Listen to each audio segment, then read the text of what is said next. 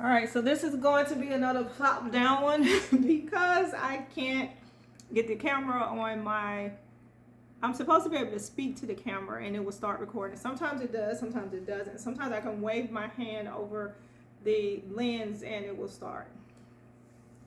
And then the other times I have to manually press it and you get this. So, anyway, welcome to the E Zone Experience. This is Erica with a K.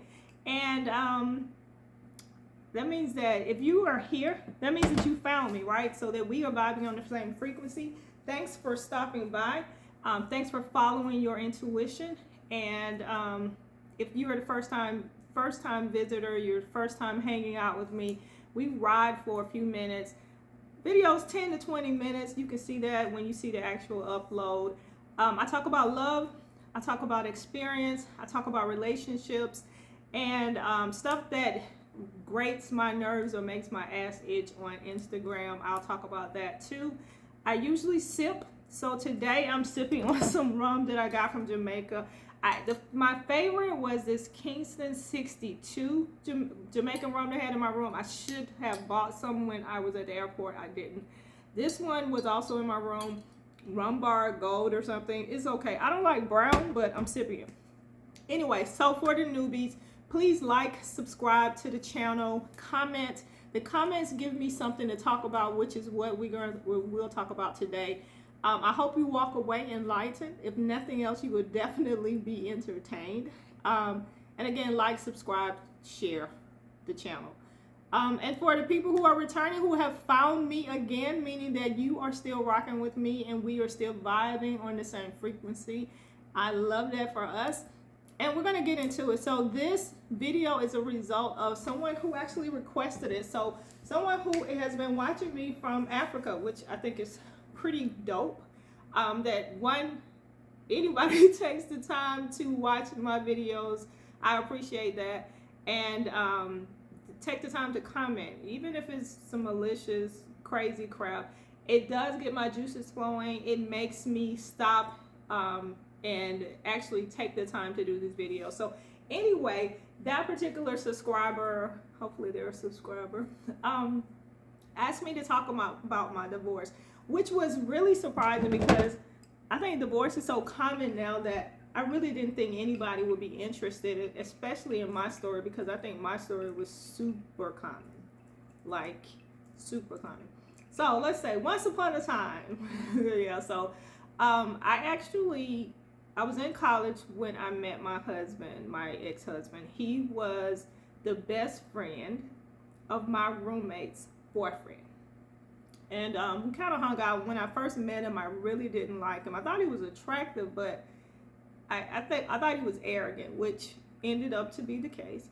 Anyway, we hung out I was in my 4th year of college, I think, and I put a pause on college, and we got married. And I was 21, I think. I think we got engaged when I was 20. We initially planned a wedding. The wedding was canceled because he was not ready to get married. I don't even know why he proposed, but we did not get married. I got an apartment. He moved in the apartment with me a month or so later from his mom's house.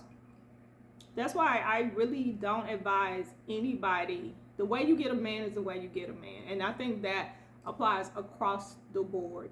So if you get a man, you guys have been cheating together, I feel like you're probably going to lose that man. And I should have said the way you get a man is the way you lose a man. If you lose him. Is if you're cheating, then when you get them, to me, I think there's always going to be suspicion about that person cheating on you, whoever was the cheater, right? So never felt like I could make a real relationship for anyone who was cheating with me or who I was cheating with. And I do have a story about that. I think I played like a wholesome good girl role where I'm like, I've never cheated. I've cheated twice. And that's a story time. But anyway, let me finish this. So when I got my husband, or when my boyfriend at the time, he was living with his mom. He had a full-time job, but he was living with his mom, his siblings, in a room with his brother. And so when I got him and when he moved in with me, he had no idea about paying bills. He didn't know what it, I don't know if he had a bill at his house or whatever, but obviously his mom was the one taking care of everything. He's a year older than me. We moved in together, and I don't even remember us having a conversation, but some kind of way we got to the point where we were splitting it down the middle. Now, I've always, in college, my first year, second year in college, I had an apartment. So I've always had an apartment, so I knew what it was to pay bills, right? I didn't come from my mom's house knowing immediately, but it's just something about it, right? You know the lights have to be turned on, you know they have to stay on, and in order for you to do so, you have to be able to pay them, right? So even though I had roommates and some of the bills were in one of our names, we knew that it was our responsibility to come up with our portion. So anyway, got in that situation, and it was the signs were everywhere, red flags everywhere, but didn't know there were red flags. Just knew I was in love. I was nose wide open. This dude that I was not remotely interested in, he wooed me. And I remember when I started liking him. I went home for Christmas vacation from college and Christmas break, and he called me, which back then was a big deal. That means that you were calling long distance, and he hadn't really shown, he would be goofy or flirt with me, but not really shown any interest. So when he called, it was weird. One, how did you get my number? Two, what do you want? So it was all, I mean, the fact that he made that effort to even track me down and actually call. And then when we spoke, time on the clock is 1:11, that's crazy. When we spoke, I mean, he was always silly, so the conversation was fun, but that's what got me. That's what got my attention, the level of effort it took, and then the fact that he wasn't afraid or shy, and I think that was that arrogance about him. But before we got off the phone, he said, think about me tomorrow or something like that, and that's what got me. Like, I don't know, that was it. So just super gullible, but anyway, we made a cool couple. We got together. We eventually got married 6 months after our original date when we were supposed to get married. He proposed again. At this point, we were shacking, and I was super nervous about it. Like, you know, was it gonna really happen? He had an ex-girlfriend who was like, that would not go away. Like, this bitch would not go away. She was showing up everywhere at the regular spots, but honestly, I think they were still fucking around. I mean, I know they were still fucking around. He was lying, of course. So that was another red flag. I get with him. He isn't financially responsible. Even at 21, he was 22, baby. I was, but I don't know why I gave him a break. Like, oh, he doesn't know any better. Like, if I figured it out, he didn't. And this nigga worked at a bank, so you know numbers. And he was smart guy, very smart guy. Long story short, we get married and let the cheating begin. When I say this dude cheated, he would go to work and pretend he was working late. I would call the job, and this was before cell phones was a big deal. Like, I don't think we had cell phones then. I would call the job, again, he working 9 to 5 or some crap. It's 8 o'clock at night. He's still saying he in the back helping out. And I'm like, the break phones don't work? No. He got a whole girlfriend at work that he and his partner, so he had co-workers that became really good friends, so 3 or 4 of them. This girl had a reputation for being ran through. Like, all the guys were fucking her, and he fell in love with her. This bitch showed up at my door. He and I separated for a little bit. She showed up at my door after the separation. So I went through that. And probably he would calm down. He'd get caught. He'd apologize. He'd go into fucking debt getting tennis bracelets and shit that he couldn't afford. We certainly couldn't afford. But those are those fucking gifts. And I think that's why my love language isn't gifts, right? I just can't trust Like, why are you giving me a gift? What do you want? What did you do? Right? So that part, that's just not my love language. My love language is definitely spending time, the quality time, and affection. And I didn't get that from him. I think that's when I woke up, was like, this is not meeting my needs. But what happened, I was 35. I just turned 35, so it was probably the following year. And I was like, I just woke up and I was like, I can't do this again. And in my mind, I was like, well, he'll cheat again in about 2 years, and then you can leave. When they'll give you an excuse to leave. And he wasn't cheating. I really think he'd gotten it all out. He was 36. We've been married 14 years by this time, or close to it, something like that. So I think he was settled. He'd gotten a job. He was a pretty good job. And he had settled down. I think he was really kind of ready to just be a married man, right? We had our one daughter, and that was it. We didn't want any more kids. We had gotten a nice home. We had the cars. Everything was in my fucking name, except the house. The house was in our name, but that. So I woke up and I was like, I don't want to do this again. He laughed at me. He was like, what? I said, I'm not happy. I don't want to be married anymore. I don't want this. And he laughed and he put on his clothes for work and he left.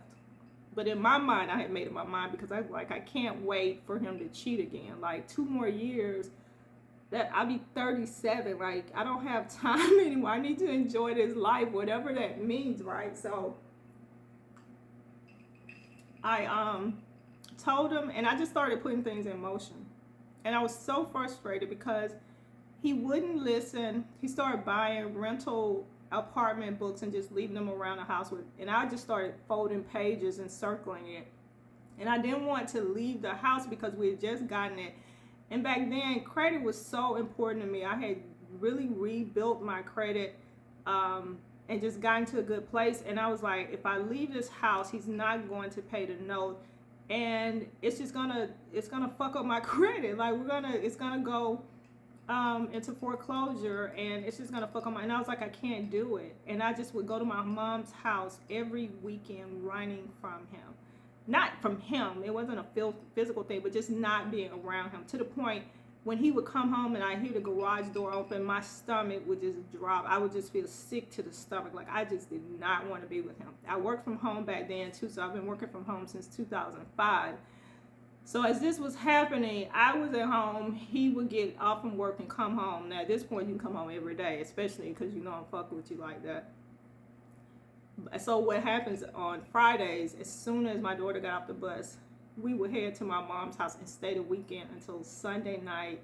Sometimes Monday morning. I would make it as late as possible. That I would just be really pushing it, right? Because I didn't want to be with him. So eventually, and my mom said to me, she said, I said, Mom, I'm so tired. And she said, you're not tired. She was like, when you're tired, you won't keep talking about it. You're not going to tell anybody what you're doing. You're not going to complain. She said, when you get tired, you're going to be tired. And you ain't going to give a damn about that house, your credit, or anything. And when she said that, that hit something in me. And I said, you know what? So those apartment books he started leaving around the house, I started looking for a rental property, a house, because I knew I wanted a house. I didn't want to move back in an apartment. So even if it meant that I had to rent a house, I would, and I would just take the hit on the foreclosure if that was the case, and I just have to rebuild my credit. Like, I had gotten to that point where I was like, okay, fuck it, she's right, because I really, truly, seriously, really was tired. He cheated so many times. I'd known at least 4 girlfriends. I knew their names. I knew he had run up phone bills when cell phone bills we were paying by the minute. Meeting girlfriends, talking to them. It was so disrespectful. He disrespected me to every level. Again, it wasn't physical. It was just the mental abuse, the disrespect, and the things. He had a mouth on him. He would say some vicious shit when I was much younger, right? Like, call me out of my name. When I was pregnant, he was the worst. verbally. So and maybe that's where the healing has to take place or has taken place, because I'm not bitter. I don't hate him. I can smile because I know that I'm in a much better place. I know that situation, that relationship had helped me pivot to become the woman that I am now, to be able to raise my daughter to be the fabulous, fantastic, and it's not just the outer beauty, thanks to him too, that our genes got together and we made such a beautiful young lady, but she's just brilliant and so loving and beautiful on the inside. And I know that because of that situation, that relationship, I was able to help her, mold her to where she is now. And of course, she's becoming her own woman in her own way, right? But I don't regret their relationship. I regret staying too long. But in my mind, I felt like it was safe for the perspective of my daughter. I knew that he wouldn't hurt her. I knew he loved her immensely. I knew that he was going to do what he was going to do financially, and that was going to meet me halfway. And later I found out that wasn't the case. He was fucking abusing that too, like financially taking advantage of me. So, and again, that's exactly why I can't tolerate. I won't tolerate, or my tolerance level for bullshit, for taking care of a man, for meeting him halfway with bills, helping him make the right decisions to become a better person, changing the way that they dress and look. And I remember with that marriage, or with my marriage, it's the only one I've had, I would slide him money. I don't know what the fuck he was doing with his extra money.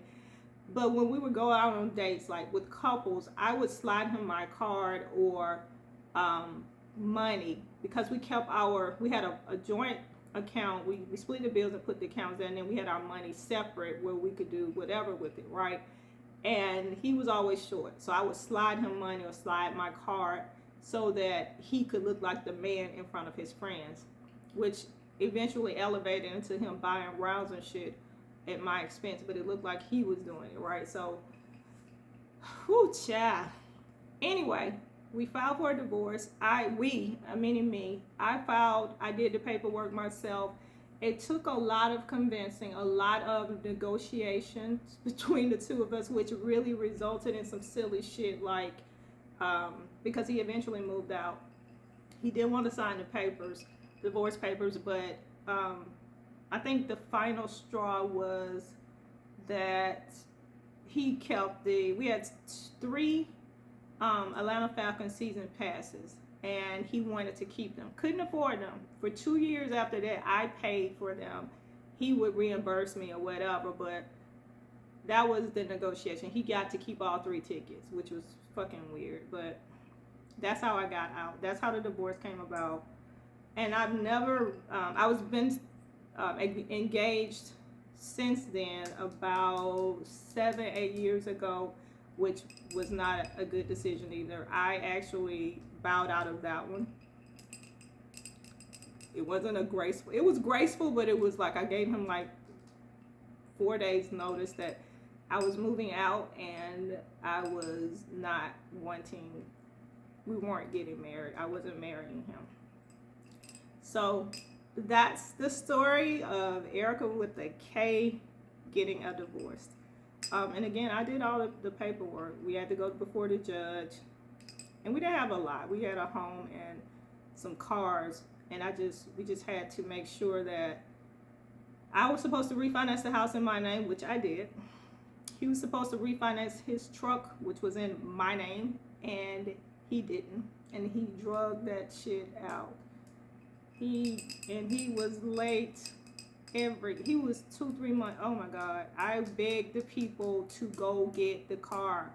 Go get the truck. Please go get it so y'all can stop calling me and we just eat it. Whatever the difference is, just let me go ahead and pay it and get the fuck out of this. So anyway, welcome to the E-Zone experience. That is the long, boring story of how I became a divorcee.